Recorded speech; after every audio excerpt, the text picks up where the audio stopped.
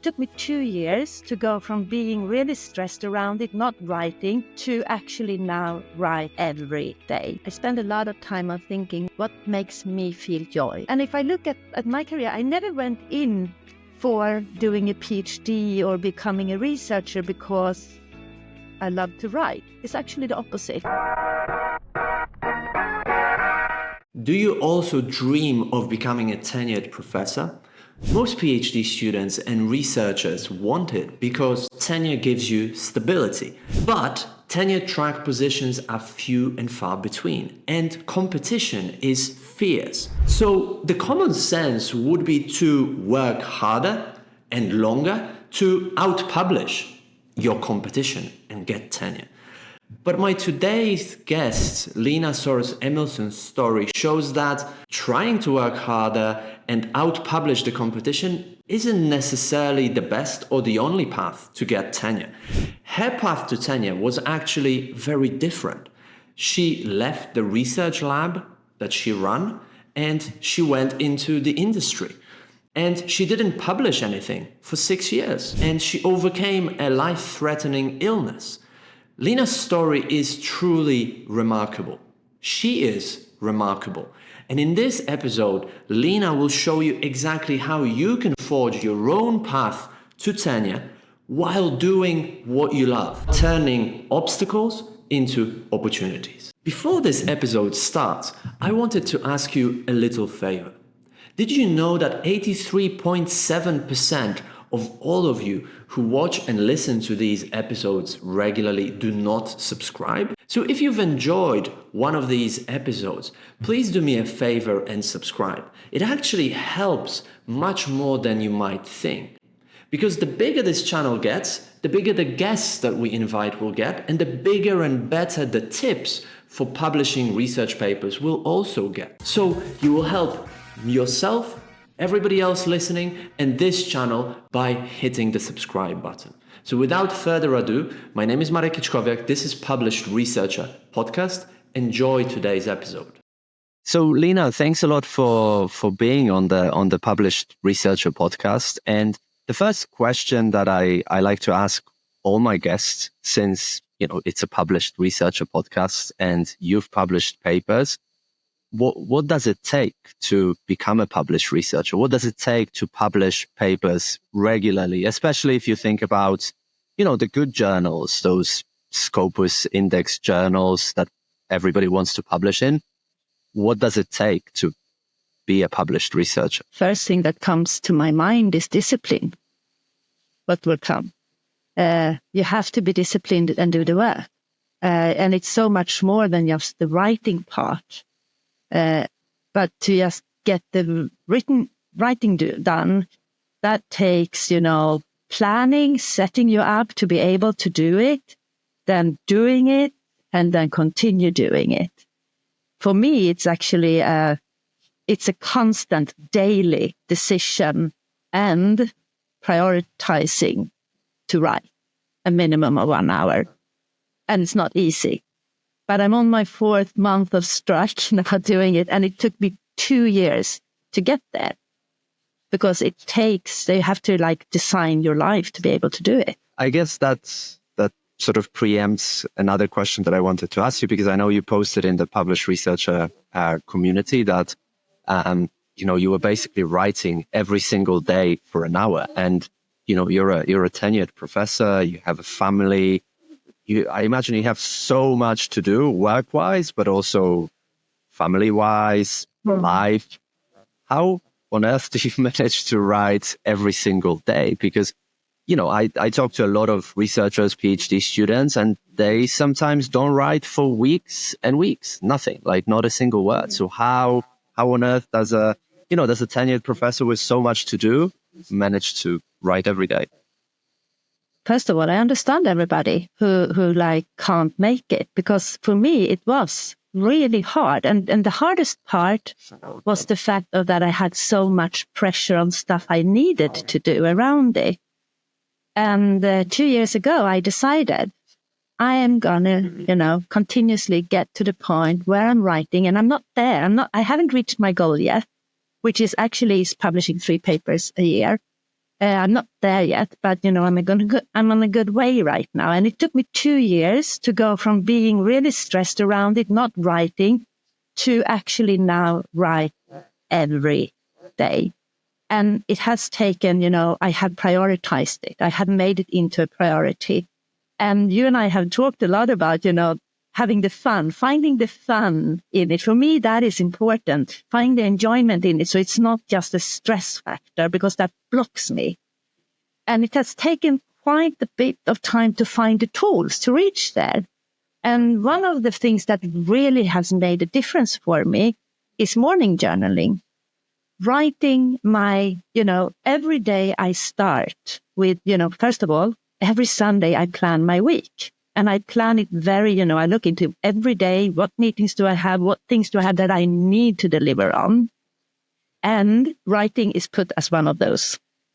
And then every day I start my day by going through and just emptying all that stress out, writing it down on a page. I don't even think about it. I never look at those pages. I just write 3 pages or whatever comes into my mind and empty it. And then I go into the writing. And every morning that is one of the things that really works well for me. You do that every morning, the 3 pages. But it's 3 pages. If it's 3 pages, I don't have any, I just write until I don't have that, sound in my head of things that is, how should I do this? What I need, that had happened. Then email needs to go there. I need to do that. My daughter is blah, blah, blah. My father, la, la, la. Everything that comes into my dog has to go to the vet, or, everything that is in your life. Oh, I'm just so happy because I found this house, or, whatever it is. I just out with it. And then I go. And another thing that makes the difference, I needed to find a time. And there is only one time, and it's in the mornings. I can do it before everybody else starts their day. I do my writing. That means I also need to go to bed because I need my hours, a minimum of 7 hours to function. And the key there has been that no screen after 9 o'clock in the evening. Everything goes off, all screens. Those two, like get your screens off, get your hours of sleep, journal in the morning, and then. That has made a difference for me. And it's discipline, keeping to it and making it a priority and designing your life, which takes time. It took me 2 years to get to that point because there's a lot of things I needed to fix to be able to do it. And you also mentioned making it fun, because I suppose you can design your life to get the writing or whatever it is that you want to do done. And you can try to be disciplined to do it. But then if it's not fun, then it's just so difficult to do. So, and I mean, we will get into your research on playfulness and game design, but what have you tried to do to make it fun or rewarding? So it's not just this morning chore that you get up, oh my God, I have to write again. What do you do? I spend a lot of time on thinking what makes me feel joy? What makes things feel important and easy to do? And I looked at my play personalities, as they are called, things you do that puts you in a playful mood. And for me, I realized I can't do this on my own. I need to be and work with people that triggers me positively. So I also, a year ago, we had this discussion. I said, I'm so good at this discipline thing, but I'm just, bored with it. It doesn't work. I couldn't keep it up because it drained me. And then I started to look for the things that I really like. And now I have reached out to people I worked with, students I have been working with, and I've started to do projects together with them. I started to share. I started to have journal clubs with them, non-official ones, where we talk science, where we do science. And that, kind of made it fun for me again. I was part of something, and also being part of the community that the Research Publishers has, it's not like I tell myself I have to go there and be there. But, when I pop in there, I'm not alone with the struggles, which also makes a difference. So is that making person. I think we all are to an extent. though, writing is a solitary, in a way, it is a solitary pursuit, right? But I suppose for me as well, when I think of making it fun, it's also the environment that it's like it feels pleasurable to be where you are, where you write, that it doesn't really feel as a chore. And I suppose having a topic as well that, makes you tick, that makes you want to kind of write about it. Or, as you said, having those projects with people that you appreciate, that make you feel motivated, make you feel joy. That's really important as well. And would you say that's kind of your biggest lesson that you would want your younger research self to know? Because, you have 18 publications, and I looked it up on Google Scholar. It seems like they've got 1,459 citations, which is a lot of citations.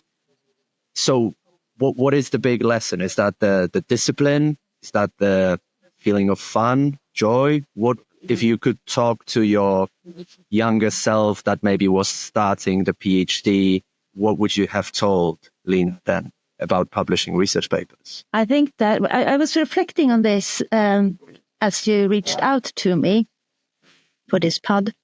And I look at my scientific career, and I had also a break in the middle of it and did some other type of work. There are different parts of doing research that has to be, you have to be able to do. It's not only writing. It's not only being good at the subject you are addressing. It's not only if you're doing wet lab research to be good in the lab. And it's not only about, designing great experimental designs for acquiring knowledge. It's actually all of it.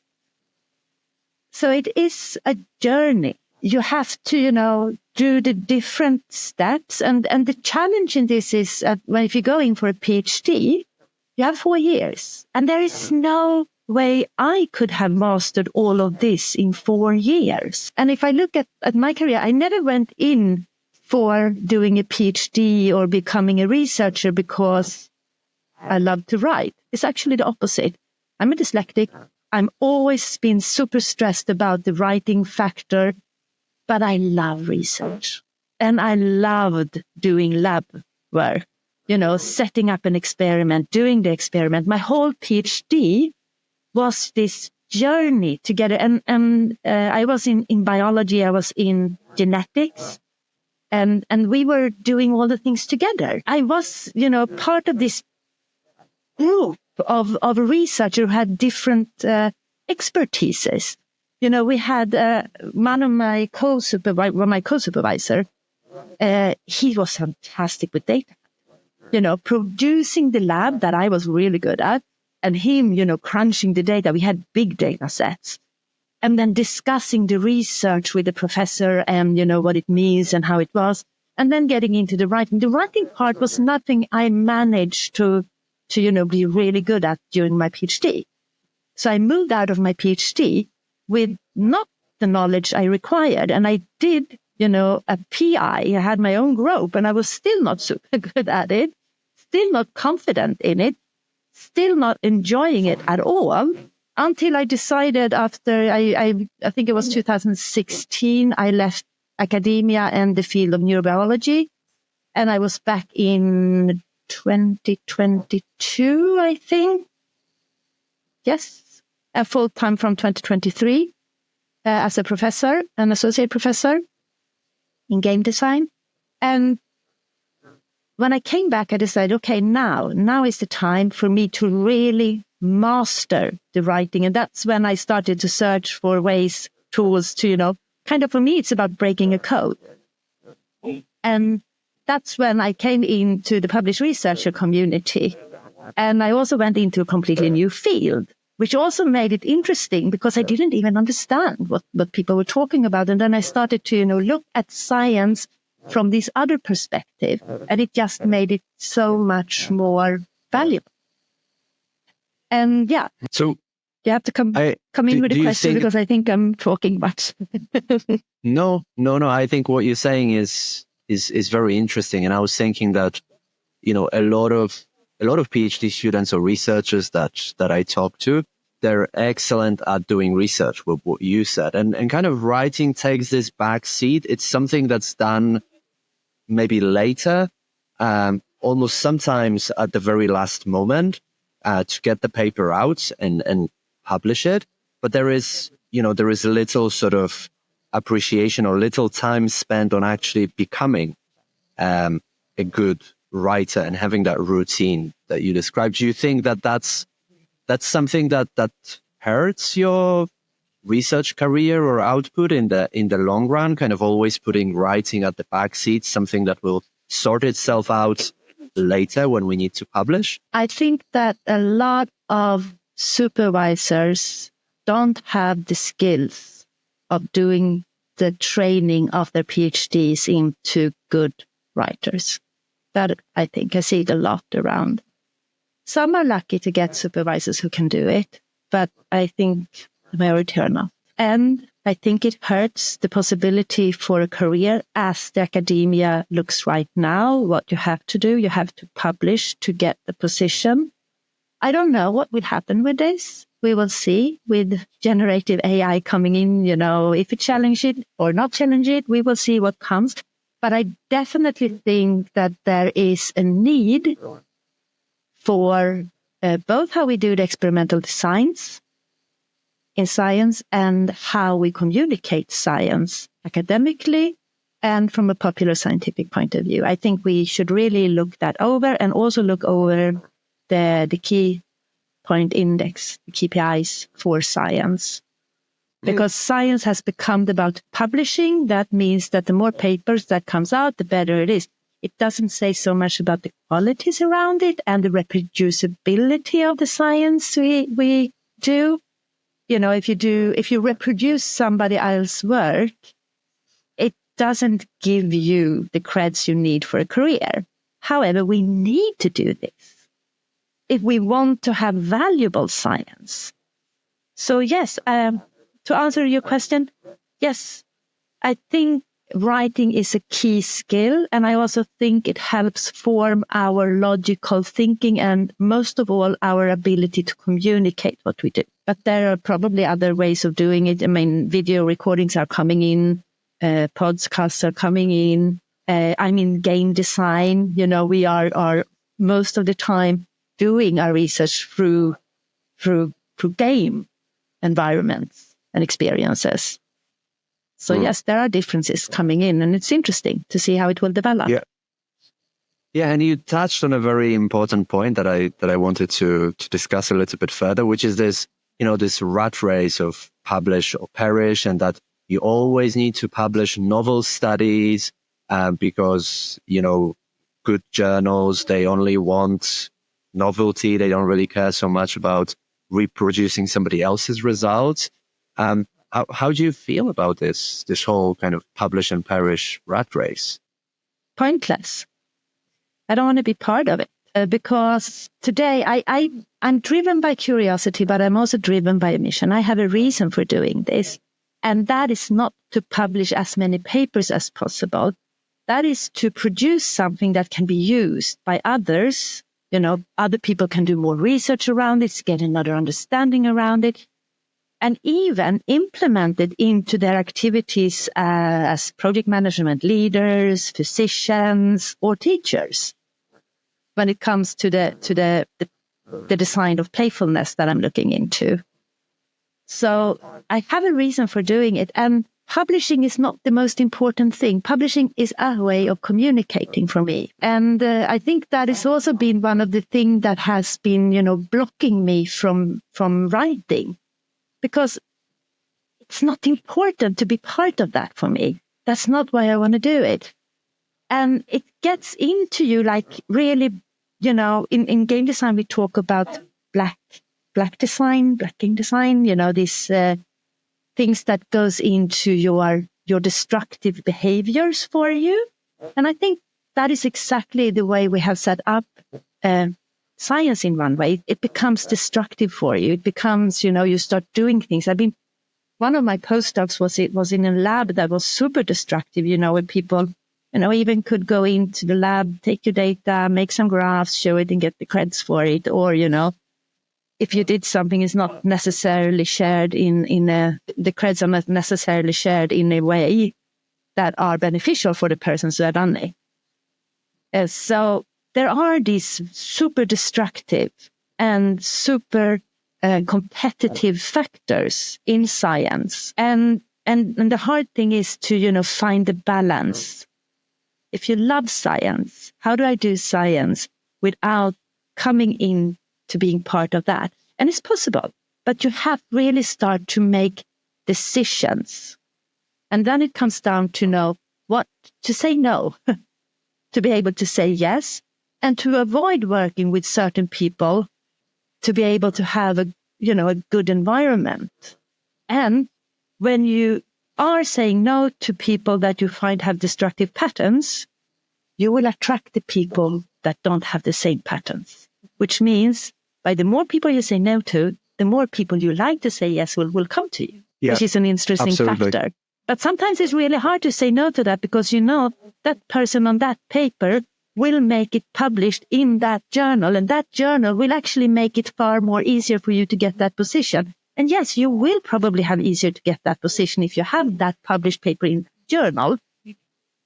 But what is the cost in the long run for it? If I can play the devil's advocate then, because I think both of us here and maybe some listeners have already realized that we're kind of speaking from a position that I suppose we can make those decisions. I mean, I can publish a paper in a low-ranking journal and it doesn't really affect my career, but I can publish it wherever I want. I mean, you now have tenure, so I suppose you have a little bit more flexibility as to what you can do, say, to whom you say no. How does this work? If you're let's say a PhD student or just starting out as a postdoc, and you do want to avoid that rat race of, publish and perish, but then at the same time, you do need to publish because otherwise you will perish, because you do want to get to that tenured position, stay in academia. What do you do then? You don't expect everything to happen here and now. You do what you need to do, but you do it consciously, not just because you go into it. So do you want the position? Yes, you make sure you published. You know why you do what you do. And, you start building for something that you want. I am still doing that, actually. I have plans, but I can't get those things now. But by consistently working towards it, doing the things I need to do to be able to do this other thing I want to do. So that would be my response to it. No, you can't avoid everything, but you can start to be conscious about why you do what you do. And also, things will happen, great and bad. And don't be too hard on yourself. Do the best you can. That is very important, I suppose. And I tend to be very hard on myself. And I remember, I don't know where I read it or heard it, that, if your friend was in distress, or a family member, you wouldn't be hard on them. You would support them. You would hear them out. You would, try to help them and be kind to them. But we do the opposite to ourselves, right? When we are in distress, our mind tends to be very hard on us, and we dig a hole, an even deeper hole, for ourselves. So, yeah, I think that's really important, to be kind to yourself. You should be your best friend, right? Yes. And sometimes we aren't. And another thing around that I can't help mentioning is that when you feel stressed, be grateful, because you are in the neurochemical most productive setting, when you are stressed. You learn things in a way you never learn things in a way when you are having a little bit of stress. Then you have, healthy and unhealthy stress. Long stress is never good, but, getting emotional, getting a feeling, it's a good place to be also. So don't freak out because you feel like you are freaking out. Be grateful for it in a way, but don't. Yeah, I guess that's counterintuitive, right? Because we think of stress.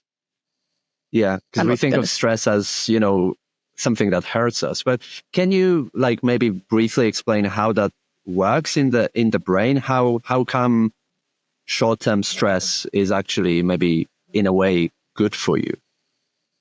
Well, it alerts you. It sends out all of these chemicals in your system that you need to be alert. And I think I don't actually, to be honest, I don't know exactly what's happening or exactly on the molecular levels, but we have a system to alert us to have us be present 100%. And when we are present 100%, we're noticing things.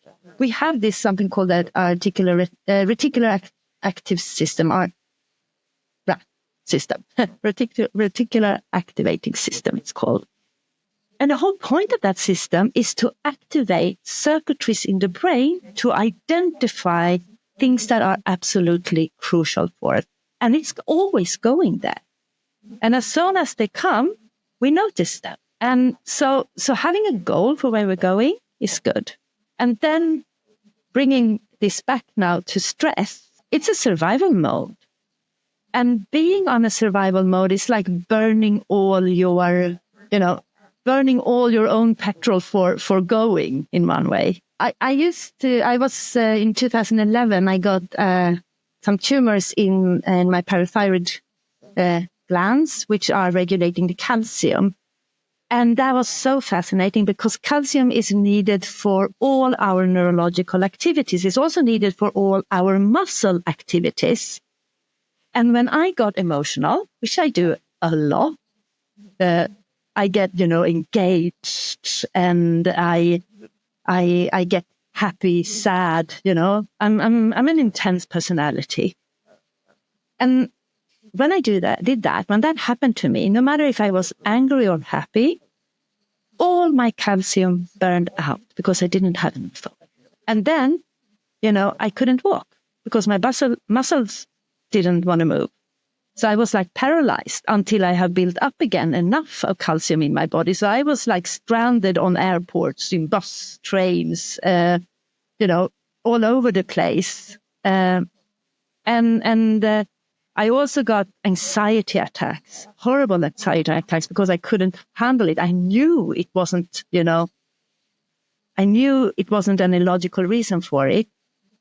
But I really got this opportunity to experience what happens to a burned out body. And that's, I think, is the reason what happens when we get super stressed. I thought actually I had reached, I was like burned out. And then it turned out that I had some tumors. And I was like, oh, thanks God, I'm not burned out. I can get an operation and I can continue. But, instead, it completely changed how I prioritize. And I guess I wouldn't have left the academic rat race without that experience. If we call it academic rat race, I wouldn't have left academia as it is. I would have kept on trying to get the tenure in all the ordinary, well-accepted ways. And I don't think I would ever have gotten it if I had continued that. So in what ways did that experience of the tumor and losing, I heard your TED talk and you said that you were on a train station, I think, and you got paralyzed. You couldn't continue walking. Unfortunately, you could call a friend, helped you, but it's terrifying. But then at the same time, you mentioned in the TED talk that it was fascinating as a neuroscientist. It was fascinating for you to kind of experience that. But how did all of that change, your career, your life, and how did it make you who you are now? If you're listening to this and thinking, I also want to publish more papers in better journals while working less, well, then we can show you a proven system to publishing 3 or more papers every single year without journal rejections. It will allow you to publish in top journals, make a real impact with your research, and become the go-to authority in your field. And I'm sharing the whole system with you for free. The link is right in the description. It's already helped hundreds of other PhD students and researchers. Jean-Paul Sebastian wrote 5 papers in 4 months. Cathy Wong published 2 papers in Q1 journals. Lisette Britz published 3 papers, 4 more are under review, and she's working on 4 more papers. And Lina Soros Emilsson got tenure. If you want similar results, if you want to publish in top Scopus-Indexed journals, then you can get the whole Publish Researcher system for free, and the link is right in the description. It gets, when it got really obvious for me that, it can stop. Being able to live the life you want, being able to do the things you want, can actually change in a second. And that made me start to build up a life where I am today. So it has taken years of prioritizing things. It has taken years to, learn how to live with things I can't change in the best possible way to reach what I want to reach. And a fun fact, my friend who picked me up from the train station is actually one of the researchers I've turned to now to find happiness and fun in doing research. She is one of my best play friends. And she's a solid friend, someone I, have so much history with.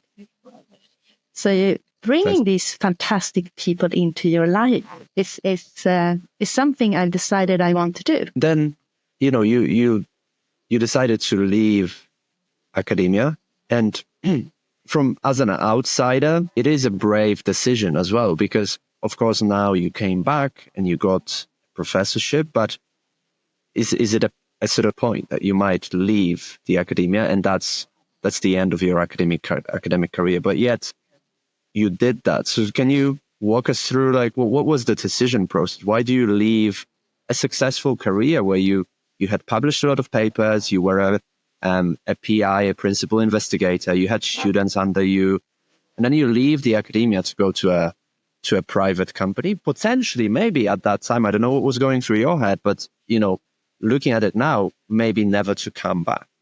What's the decision process there, and why did you do that? I needed to do it. So it's just something, sometimes things happen, it's just, I need to do this. And it's also interesting how life is. I was a friend of mine, a former neighbor of mine, had a brother who was working with exoskeletons. And he showed it to me, and I was like, that is something I'm super interested in. That can make such a difference for people. And then I just started to prepare for it, to be able to work with advanced technologies for health, to explore, will they actually have this impact, and what makes it have this impact? And I didn't have a grand plan. I have passion for doing this, and I still feel that passion very strongly. And I'm actually on this journey because game design might not be where, I'm in game design because I want to understand how we can design environments and experience that makes a change. So technologies like that can reach patients and make a difference for the people who have neurological challenges in their life. So how are we doing leadership? How are we doing project management? How are we doing organizational change? Where does playfulness fit into this, and how can we design for it? So I'm doing one step at a time. I did the neurobiology, then I did the technology, then I did the business part of the technology to understand. Then I did the management, and then I went into work as a PM, project manager for quite some time. Then a door opened, and I could go into game design to look at these circuitries for playfulness and how we design for them. I didn't have the grand plan, but when I look back on it, I see a pattern in it that has been driving me. I read an article this morning. I spend also some time reading stuff that has nothing to do with what I do. And I read an article about the power of synchronization, these things in between, when you can build synergies it's called. So the power of synergies and how they happen when you open up for them to come by experience. It's like what you have been talking about, finding the research gap. It's about looking at research and questions from different angles, what you are good at, what networks you have other done in the research community, and what is going on in science or in society. And when you bring this stuff together, something happens that is super valuable. And I think it is the same with your life, actually. Start opening up and go with things that feels, yeah, this is good. It doesn't have to be perfect, but that opens new doors. And suddenly you have, a thread of beautiful put together things that make sense, but is super unique also to you. And I think that uniqueness, when I stepped off and started to follow that drive instead of trying to follow what I thought everybody expected for me to deliver, I started to get my own unique profile, and I'm still doing it. And actually, I look at myself as anything but academically successful, according to these KPIs. And I still look at myself as a struggling academic writer, but I'm really getting one step closer to it every day. And I'm also communicating the learnings I get with my students, but also with, this community, with everyone I can, because I think I'm not alone in this. And I want to get into like the playfulness research, because I'm fascinated by, how we can make learning or management sort of better, more playful. But just before I do that, you used an important phrase when I asked you, like, what was the decision process behind leaving academia? And you just said, I needed to do it. And I guess with hindsight, when we look back at it, it does look like everything had a purpose and was designed, even though it wasn't. So how does one know they need to do something, that they should open themselves to maybe an opportunity or a different path, even though it looks scary? Because maybe, with life experience, it becomes easier. But if you're just, 20-something doing a PhD, or maybe you've just started a postdoc, how does one know that, I need to do this? I really need to do this. There are two things I like to say. One of them is that if you don't feel it and you are in your 20s, be grateful, because it means that nothing really bad has, come your way. And someone in the 20s shouldn't really have had that already. I'm happy if you don't. And then life will start to happen. Life happens, and it will guide you. And then when the struggles come, you deal with them. The things you can't change, you accept. The things you can't change, you try to start to do things around. That is one thing. The other thing, the thing when we are trained to be logical. We have a left and a right hemisphere in our brain that are very identical. The left one is about logic, we say often. We attribute it to mathematical thinking, we attribute it to cognitive thinking, we attribute it to language, and so on and so forth. But what I think is really that it's about identifying details and making things consciousness and being able to communicate it. All our educations is about being really successful in doing this. And the thing that happening now with generative AI is that we are automating a lot of these abilities, honestly. The other half is about bigger part, the holistic part, the things that we can't really put a word to. And that is what's so fascinating about game design and play and joy. If we start putting words to it, the magic of it disappears. Explaining a joke is not. The joke is not funny anymore. Maybe it's funny that you explained it, but the joke is itself not funny. It loses something. And about having this, fulfillment of I need to do this is about learning how to listen to your inner embodied knowledge. And that is a training. My morning writing is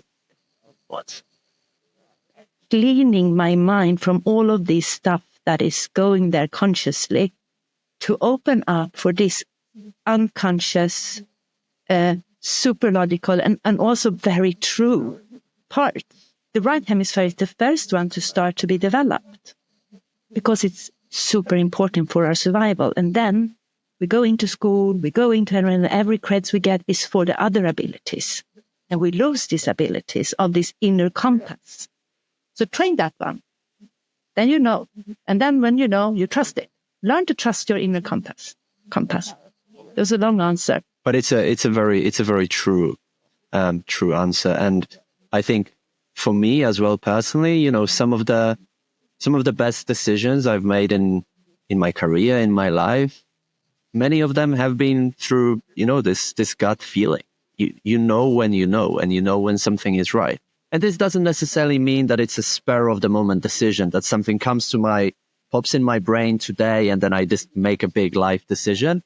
It often builds up in you, but then when you know, it's kind of like marrying somebody, I suppose. Like, you know that this is the person that you want to marry, I suppose. Right? It's the same with some other decisions. I think that you just know that you need to do it, even if it feels scary. And maybe having that network of people, you've mentioned some colleagues that have helped you during your career, your former students as well. Having that network as well helps a lot, I think, to push you in that right direction.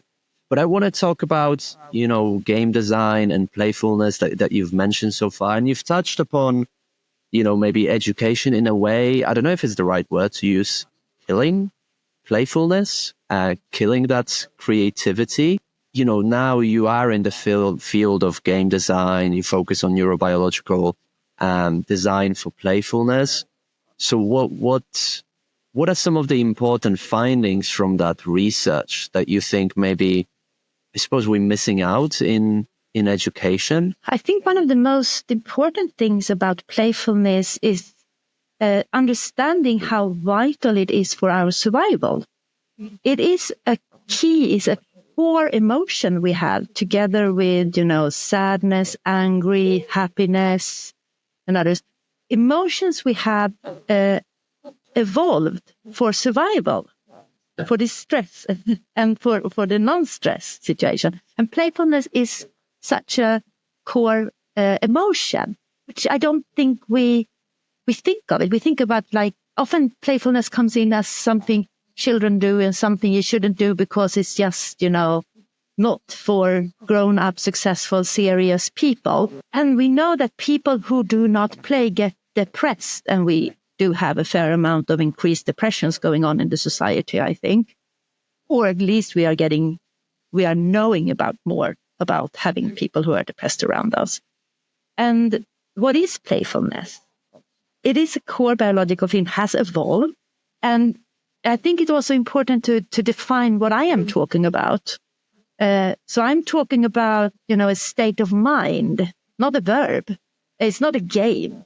Play and game is very different things, actually. Playfulness is a state of mind where we, you know, we think flexible, we take risks, we have creative thoughts, and we feel joy. We don't think about time, and we don't think about achievements. And this is not a state of mind we can be in all the time. Children are there much, much more than adults.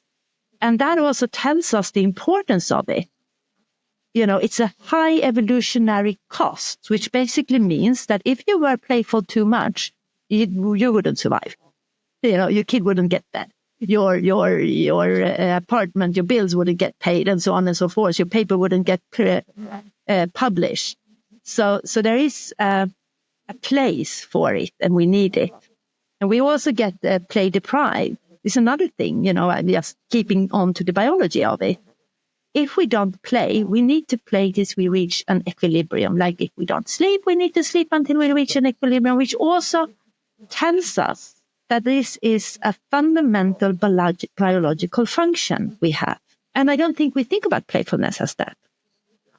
And I don't think we design our life to incorporate playfulness as we should. And that I think is the most important, to actually give it the creds and importance that it has. Maybe before I want to ask you about, getting a little bit practical and what this actually means in practice, let's say in education or leadership. But what does playfulness as you study it mean? Because I think maybe people listening to it, and I was trying to reflect on it, there is this image of children playing on the swings or, just being in the playground. That's when I hear the word playfulness, that's what I think.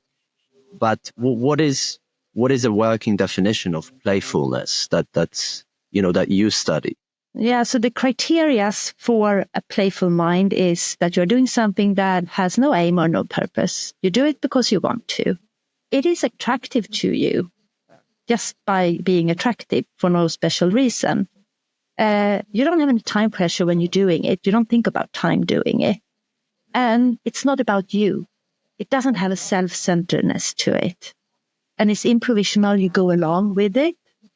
And you don't really want to stop. If you meet somebody who are in that, they are in a playful state of mind. And that is also what the factors you can measure to know if a person is in a playful state of mind. And the other thing is, we know when people are playful. These core emotions and these core, they are super close to each other, aggressiveness, playfulness, love, affections, joy. They are super close to each other. But in a split second, if the person you are playing football with are doing it because it's fun and it's for play, or if they are doing it because they want to beat you and there is no play in it at all. You know it. We have it in our feelings. We feel it. But from a scientific point of view, that is how we do it. Okay. And what role then would playfulness play in, let's say, in education? We both in education. Why is it important to introduce? You mentioned that, in a way, perhaps educational system trains us to get points on exams and trains the logical brain to follow a certain curriculum. And I don't think there is much playfulness as you describe it. At least there wasn't much in my formal education. So how would that work? And why is it important? Okay, why it's important is because learning, you are in education to learn things. And we are teaching for people to learn things and develop different kinds of abilities. This requires new nerve cells connection. This requires activation of existing or new or building on new neurocircuitries, memories, and reflections on it. Well, making new connections into new knowledge to make new connections. This is the whole point of playfulness, and it has been shown that and this is done on animal studies because there is very little done on humans. And for reason that, you just can't do this kind of experiments on humans, and we can't measure it on humans. But what they have shown in rats is that, if they are in a playful state of mind, they get more connections on their nerve cells. So that is exactly why what we want to create in a learning environment and in a learning experience for our students. That is why playfulness is important. And the design of playfulness, there are, it's a lot of things done regarding design for playfulness, and it has been studied. And it has to, meet a lot of these criteria for a playful mind. And the best one I have come across so far is all about, identify, being a teacher, you are not in a playful mind. You are there with a purpose. But your students should reach a playful situation. That's when they learn the most, when they can start to explore and challenge different learnings. But as a teacher, your job is to identify play potentials, design environments for it, and in co-creation with the students to give them the opportunity to, make it playful for them. There has to be a lot of freedom around it.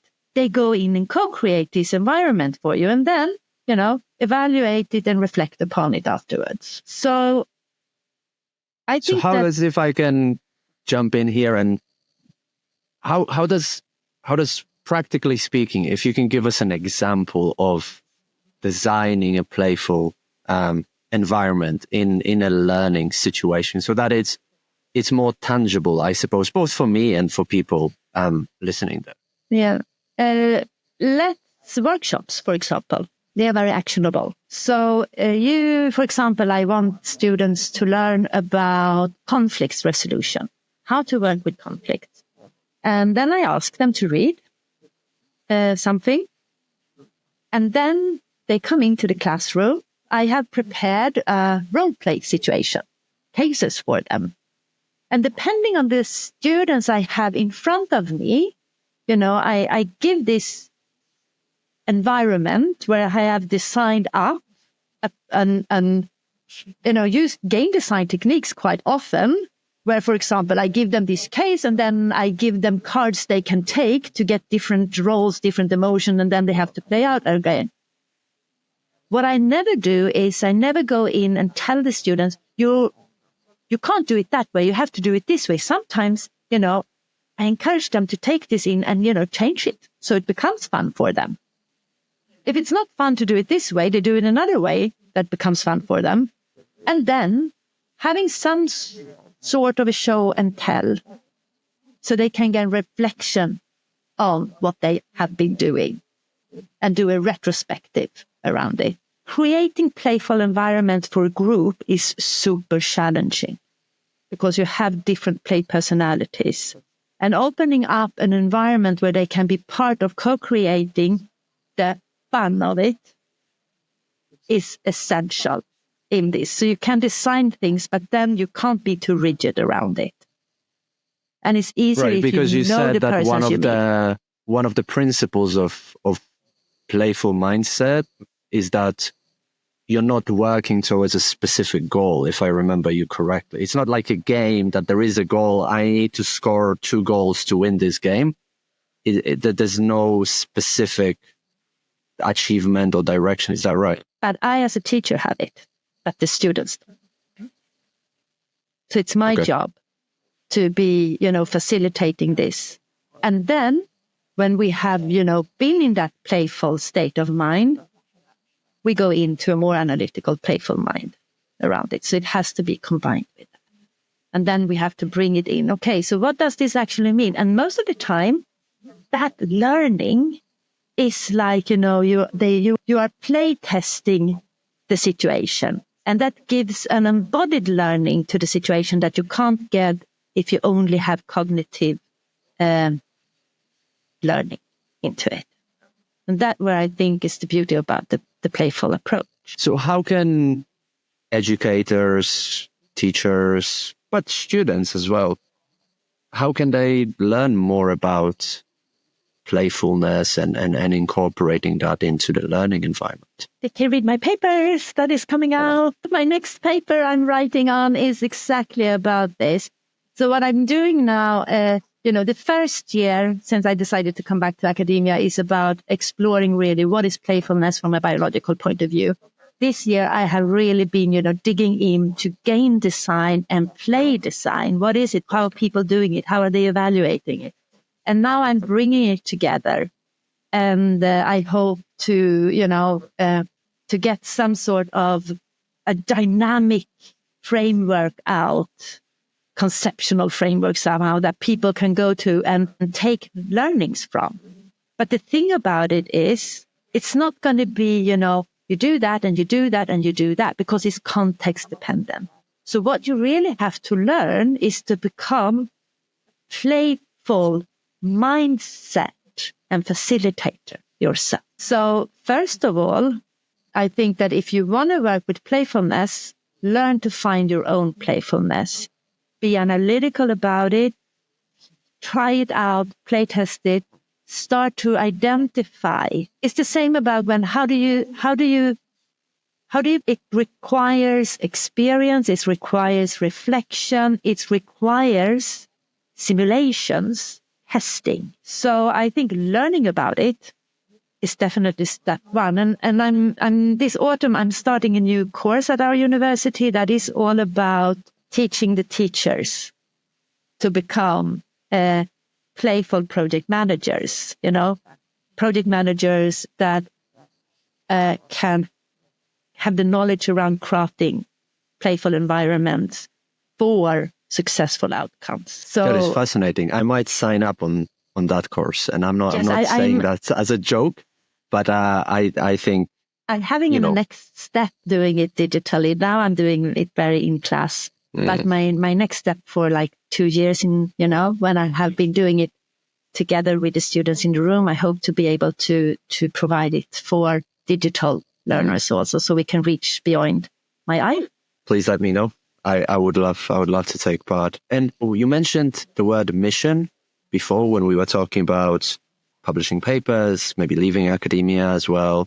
And you've been an incredibly successful researcher, person. What is your why? What is your mission? Like, why keep going, and why keep on innovating, publish about play, incorporate it, open new courses? What is your why here? Because I can do the things and bring together the learnings and experience I have for being valuable for others. That is the drive I have. And I also have a unique set of interests today. I'm absolutely fascinated about people, why they do what they do, and the brain, how it functions, and tech. I love technology. How can technology be a good factor into humanity and the earth? And I'm also, since 3 years back, absolutely fascinated about the playful brain. How can we design for it? And the goal is, of course, there are so many good ambitions. There are so many good initiatives that doesn't become successful, that doesn't reach out. How can I add something for that with the skills I have? I think that is what drives me. That's beautiful. That's a beautiful mission to have. It is very playful. Something about publishing that I like to mention. You asked me, what makes you do it every day? I looked at these criteria for a playful state of mind, and I started to design my mindset to meet it. So I actually removed the factor that I have to publish. I'm absolutely okay today with the writing I do tomorrow and this morning, that it never gets published. Somehow, some way, it will be good for me anyway. I'm going to use the word they. And that is also a lot of things that I have learned throughout. It's like trust in, and then I removed that factor, and that made it so much easier for me to find the fun. Not thinking that I have to be a super successful researcher, but that's just me, There are others who are driven by this competition with themselves. If that is the case, then you create that environment for it. Find it in yourself, because nobody else is like everybody else, but we are fairly normally distributed, to say. It's not often you get surprised by people. That's beautiful. Beautiful. And thank you, Lena, as well for the conversation. I got a lot out of it. You can probably see my eyes going up because I'm thinking. Got a lot of thought-provoking moments from this conversation. So thank you very much.